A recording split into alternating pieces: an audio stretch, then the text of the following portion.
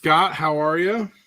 We're doing good over here. Just getting my personal kit a little bit of TLC. We're never done with these cars.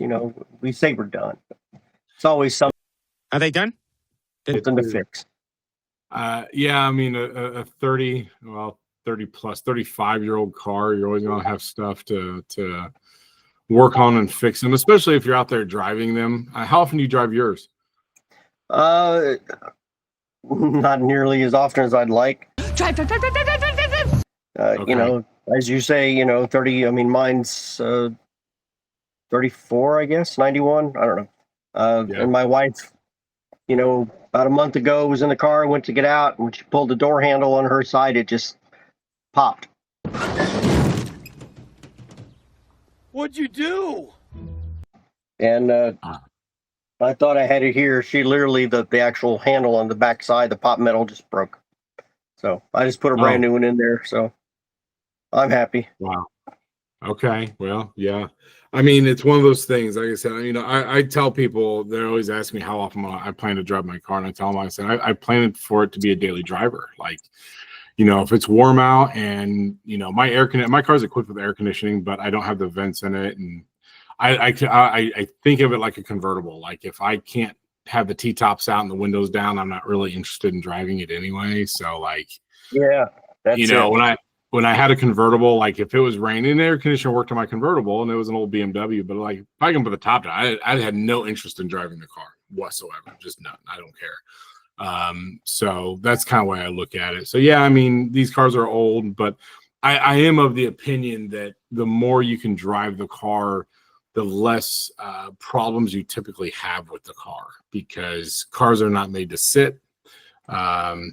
Cars that sit in museums, some of those cars they'll never be roadworthy again without ridiculous amounts of work and maintenance on them. So yeah, I do agree with that. So but today we have kind of a short episode. We're missing Greg. We got our time zones messed up. Where's Greg? Because I'm up here in Indianapolis. Scott, you're in Kentucky. We're on the same time zone.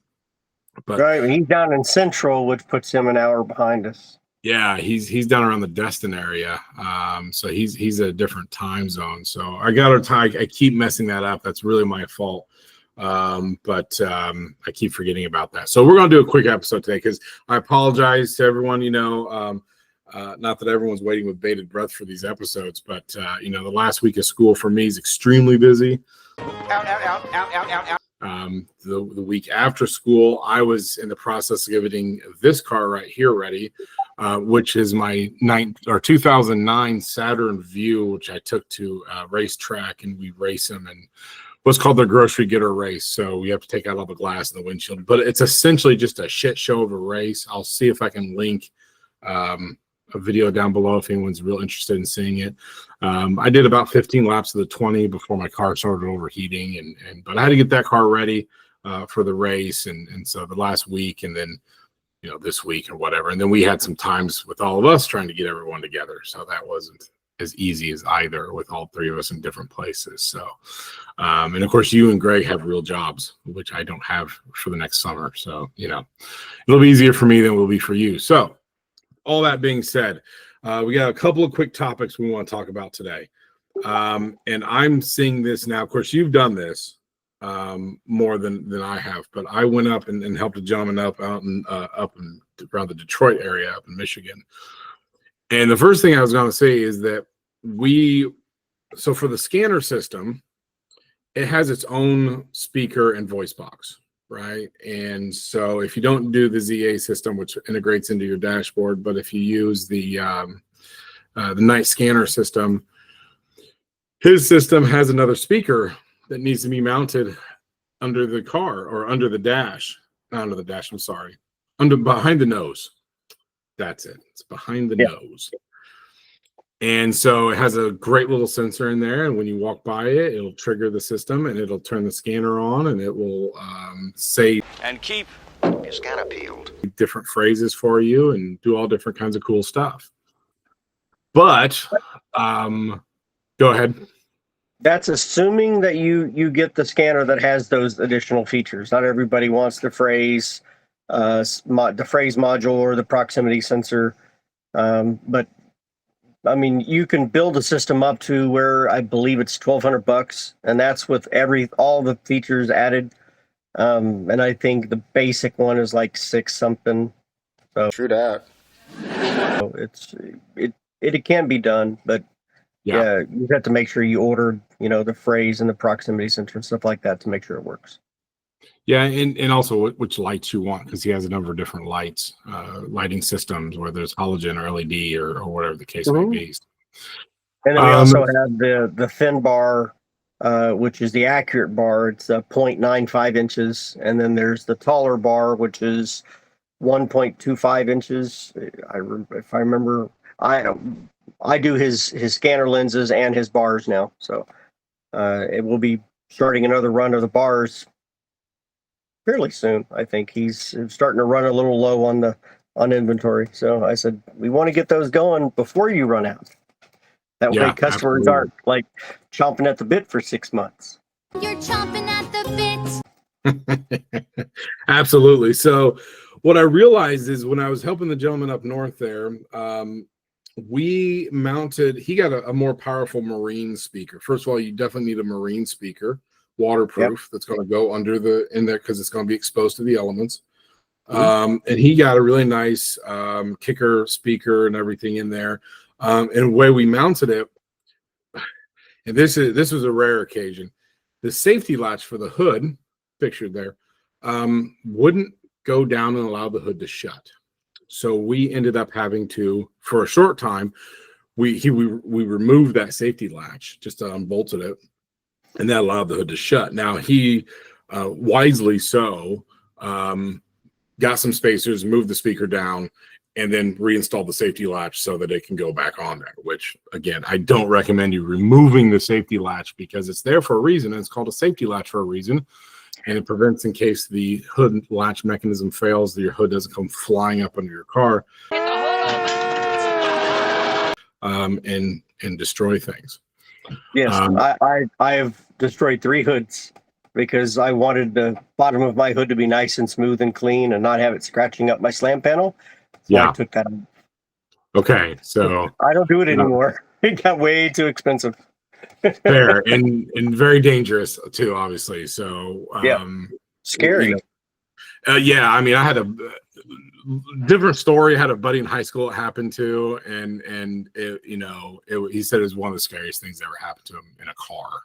So so that is so. Scott, there's a modification. So talk to me about that modification first off for that safety latch. So, and I know some of you guys watching, y'all run into this. So on my website, wherever he wants to put it, if he puts it up on the FAQ page, I do show some pictures. When you go and you close your hood, the latch starts hitting on top of the scanner bar, and it won't close all the way. So what you have to do is, it's about halfway through the actual bar. So you got the little flag, and then you got kind of the arm that kind of comes down. Right in there, you're going to want to make a small notch on the metal that kind of folds over, and you're going to want to bend that whole thing 90 degrees, which is going to make, instead of the tab going perpendicular with your scanner bar, it's actually going to run horizontal with it. So when you close it, the scanner bar is going to the latch is going to sit on top of the scanner bar. So it makes it clear. And then when you pop open, you can get your hands underneath it and actually, squeeze it, and it'll release and you can raise your hood. So, okay. But it is a modification that every builder has to do. So no one's exempt. Doesn't matter. Hello, everyone. Whose part you have. And apparently that modification is even on the Fandom Knight Rider car. Yeah. The model car. Apparently that's even there. I mean, it's the one that like Greg and Joe Huth is building. It's on that one. If they scan the car, they have that feature added into it. So yeah. So that's kind of insane to me. So, but hey, it is what it is, right? So, excuse me, even the car of the future, right? That's it. The next thing is just keep talking about the scanner here. So the mounting of the scanner. Mount up. So I have some So I have an older scanner that Chris helped me out with down in Texas. And like it has the red lens, right? And then it has a clear lens on it. I'm assuming the clear lens is the outside lens. Is that correct? Nope. It's the No. inside lens, and it's essentially a sacrificial lens. It takes the heat off of the halogen bulbs so that you're not warping and deforming your red lens. Okay. All right. So mental note for that. And then most of the bumpers, I know my bumper has, and I'll put a picture there, has a bit of a ledge, has a lip for the scanner to sit on. Yeah. And then, so do you mount the scanner to the car or to the bumper or to the nose? It depends on whose nose you have. Some like, and he doesn't sell many of them, Jacob Knight. I think it was, let me verify. Because there are two websites, and one is a scammer and one is just somebody that is fairly I think you said I just saw a new scam alert on your website. Is that right? So, nightridershop.com. Jacob Wyatt, everybody, he went by Jacob Knight. He's still on Facebook, but he's left most of the pages. His scanner shelf was a little bit deeper. It went in further, so you can mount it directly to the shelf, and I think that was his intention. Most of the scanner shelves, I think that includes brain fart, Matthew Patterson with Night Designs, Ricardo Vera with Kits Customs, also on our website. The shelf is, fairly small, so the scanner itself will cover most of it, as far as the depth. On the back side of the scanner, there is and I think it's on the back of Chris's too. I'd have to look at the drawings again. A place where you can put a pair of L brackets. I know ZA scanner comes with it pre-installed, or with the bolt sticking out. The L brackets will bolt to the back side of the scanner, so I was hoping I could give an illustration.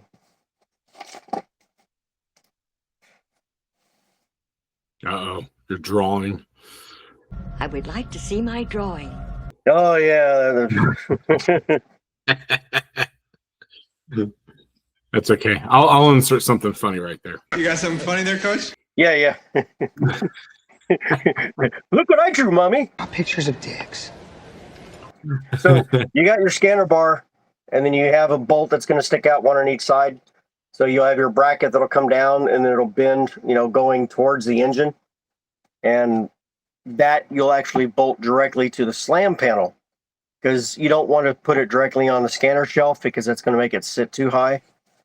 Now, some scanner shelves, or the nose fiberglass isn't going to rest flat on your slam panel.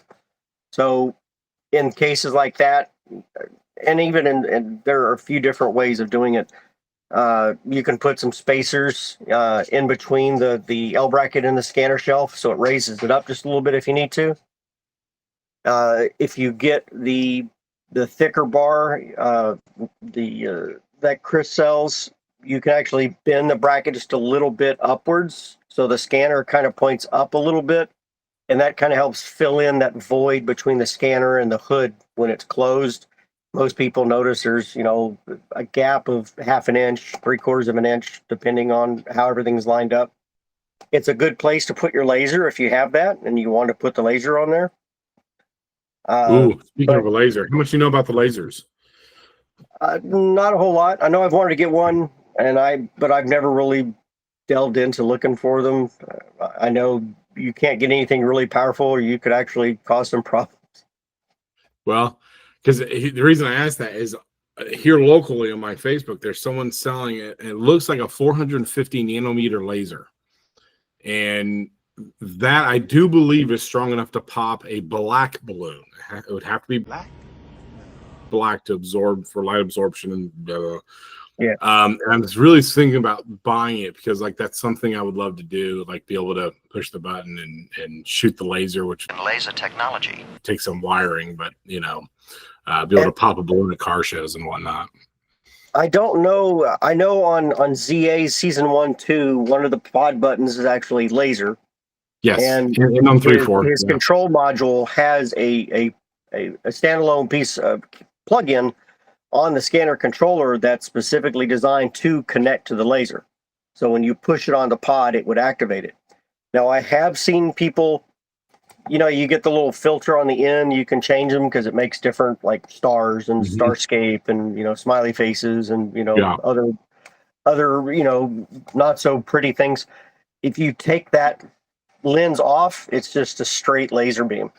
So I've seen people, do that too. You lose, any type of, water sealing. But if you don't drive your car in the rain, who cares? I was definitely gonna make mine removable. Just 3D print something that I can mount to the car, then insert the laser in there, and then wire it up with some pigtails and whatnot. That way, at a show, I can hit the button because I'm 99% sure on the 3-4 season there is a laser button. Because that would be kit versus car. There has to be a laser button. Yeah, but that would have been something that Bonnie added in specifically for that fight. I just don't remember where because I know she points it out to Michael before she goes. So and then she's like, hey, if you have to fire again, you got to wait, X amount of time frame to do it. So, but it's a neat feature, but it only really shows up at night. You don't really get any benefit during the day. So. Yeah, my goal was to be able to, if I could powerful enough laser to pop a balloon. That way, at a car show, I could, because like I said, I really want to take my car to car shows and do charity stuff. And if you can jump in there and for $20, I'll take your pictures. You can pop a balloon. I think that'd be fun and cool for the kids or whatever. That's another idea. I like that. Yeah, smoke screen out the back and oil. So I have oil slick. Oil slick's the cheapest one. I don't know if y'all know this, but oil slick's the cheapest one. Oil slick is a $20 auxiliary washer sprayer kit from Amazon. I mean, and it's nothing. Actually, there's one other component. There is one other component you got to get that they don't sell with it, and you have to get a solenoid. A what? Solenoid. Yeah, it's a check valve. So that way, the other way, there's a getaway around that. So in my car, because the reservoir is mounted so low in the wheel well, if I run the hose up and around high point on the that acts as a check valve. Now you still get some dripping out the bottom of it, but whatever it is, what it is. So, you get that even with the solenoid. Yeah, so that's the way around it. But $20 for you just dye the water black and now suddenly it's an oil slick. So so you don't want to spray something that's going to leave any type of stains on somebody's parking lot or something like that. I mean, grocery store or public parking lot's one thing. No big deal. But if you go parking in somebody's nice concrete driveway, and you've got some not so environmentally friendly stuff in your bottle. And you go squirting that, they're going to get just a little upset with you. You might have to use it getting away. What the hell? What the hell is that? What about smoke screen? Have you done smoke screen on your car? I haven't. I know one person has done a very impressive smoke screen, and that's Daniel Knight or Danny Schatz. He was, if you remember, Danny's car had the custom one-off door panels. And in the back, he had the Knight logo with all the LED lights. Yeah. I was. He used a skywriting machine in his car. Oh, I never for the smoke. That. And it's intense. There's there's 2 or 3 companies here in America. There's a couple companies in Europe that make basically military grade smoke screens for getaway cars and whatnot, but they're expensive. I mean, they're $500-$600 for a basic system. And if you want tear gas, that's another $1,000. How did you get here? So yeah, it's out there. You can't have many gadgets, but you can have a few gadgets. So no ejection seats. I mean, you can try to do the Fast and Furious ejection seat, but I don't think we're getting there yet. So Yeah, the but closest I got was making it open the door. fair enough. Yeah, I mean that's the other one. You can get the door poppers. You can get those without having a hand show up in the back of your door. But so yeah, I mean it's stuff's out there if you really want to work at it. But so yeah, those were my thoughts on that stuff. Like I said, I wanted to try to get the laser. I was thinking about getting it here, so haven't really decided yet though. So but well, another new toy, and it hasn't really been released for sale yet. It's Braven has to kind of dial it in just a little, but Michael's car has it, and it replicates one scene from one episode.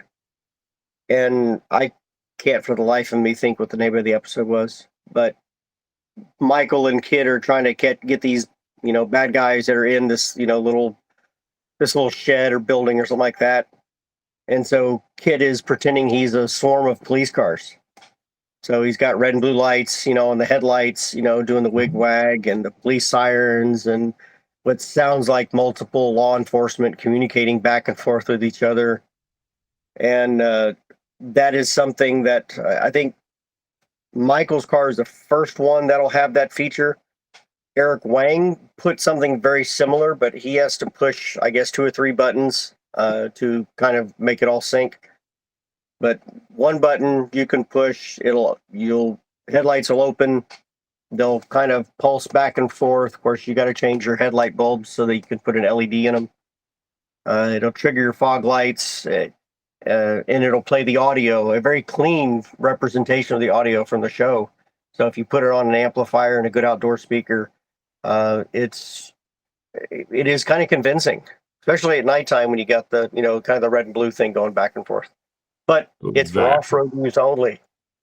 Yes, absolutely. Everything's for off-road use only. Yes, we have to mention that. Nothing is DOT approved. That's it. That's right. Well, that's cool, man. That, like I said, I think the scanner mounting stuff. I'm gonna add some pictures. Like I said, my bumper is made by Matthew.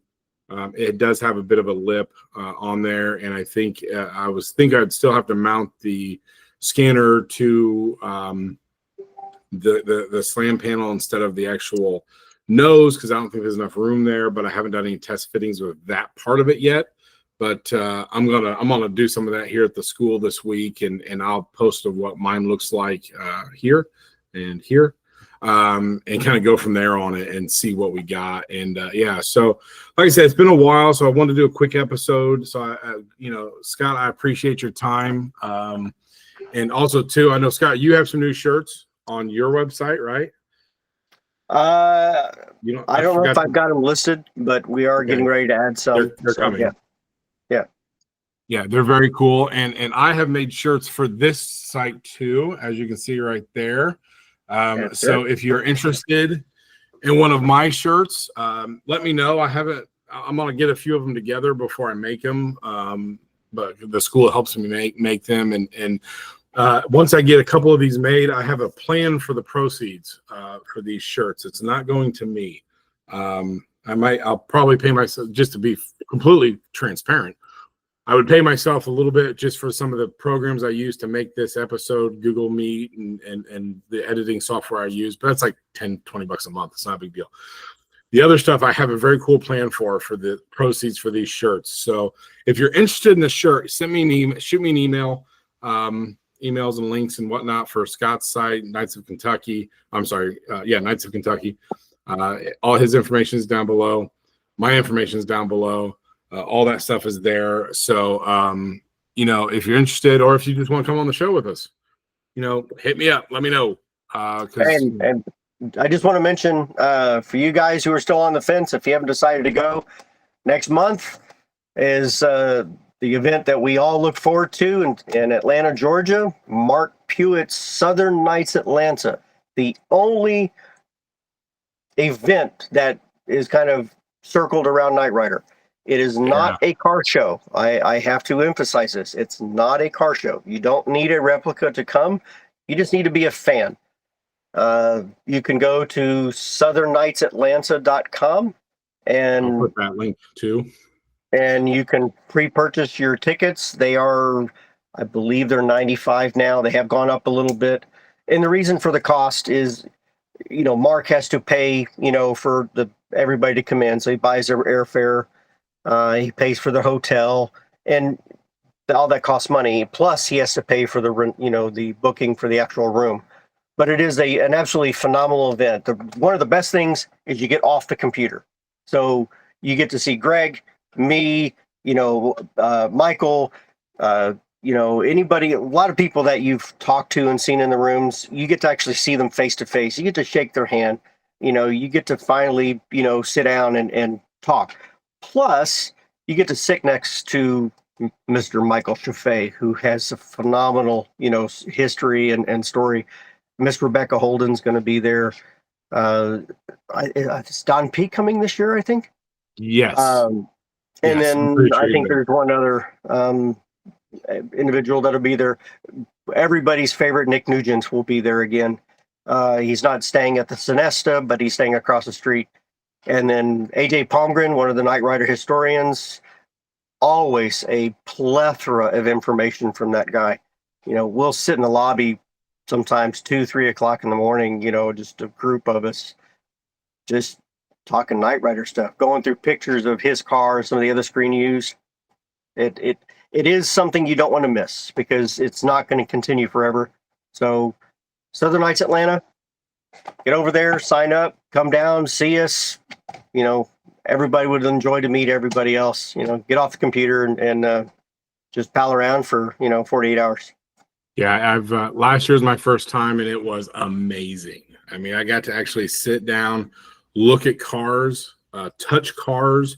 Everyone there that had vehicles, they were so cool. I mean, they let me sit in their cars and push buttons, and it was the first time I really got a chance to actually look and physically touch some of these cars, and it was you it was got amazing. a little too intimate a couple times, man. Well, I have very soft hands. It's fine. Soft hands, soft hands.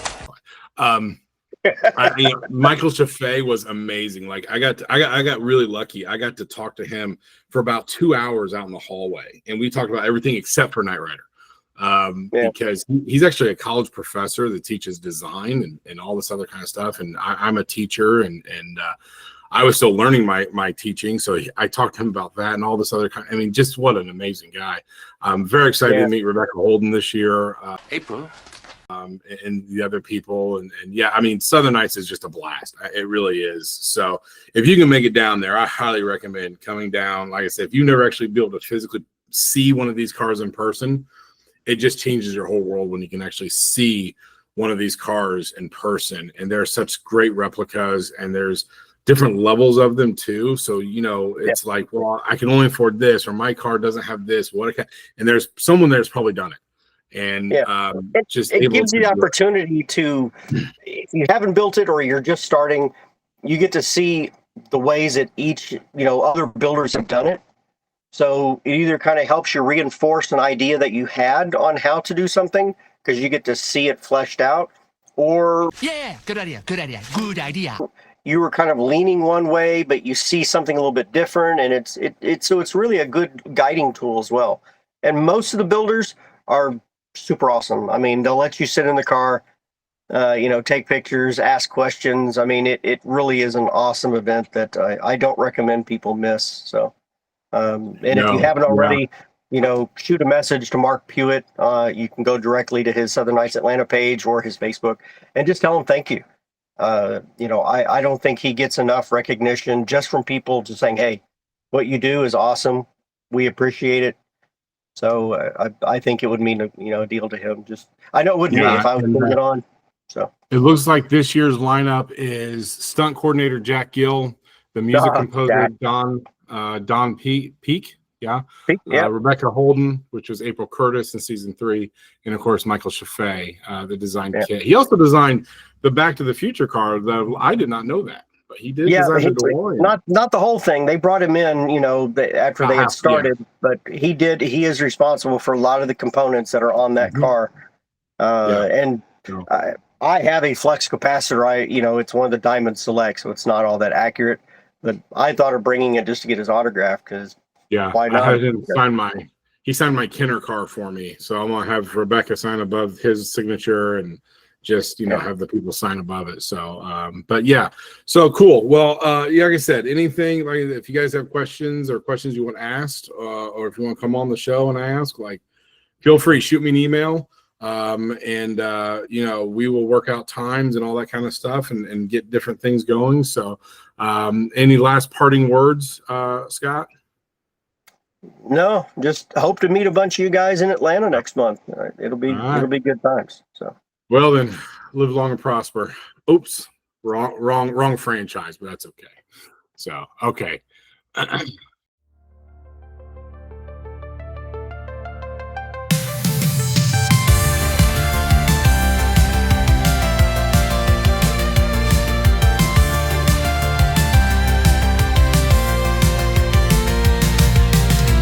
Under the neon, the shadows collide, building dreams from the parts they hide.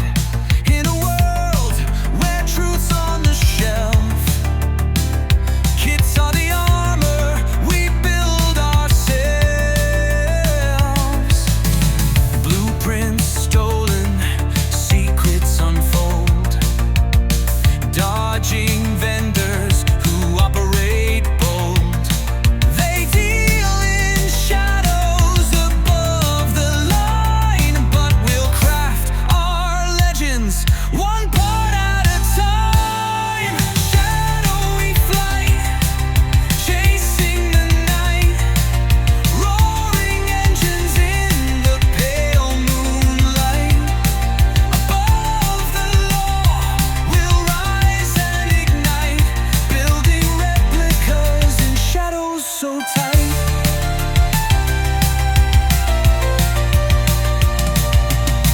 The whispers tell of crimes unsaid, black market dealers where justice is dead. But our hands carve out a better way, through criminal nets where honesty frays. Knights of the pavement, rebels in stride,